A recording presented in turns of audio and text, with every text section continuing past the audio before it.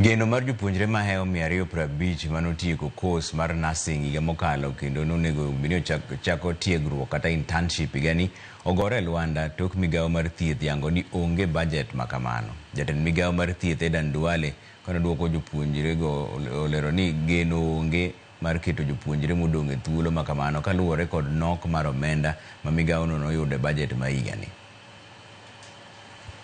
From NTK, we were not getting the clear-cut criteria for selection since, as my colleague has mentioned, we had students who are still in class as we speak, and they had internship letters.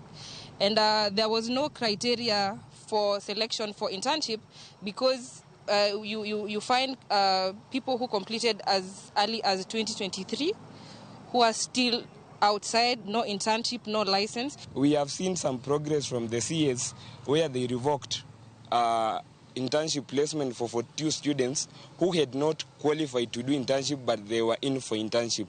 So what we are asking here today is for the ministry to revoke the whole list. 2025-2026 intern cohorts.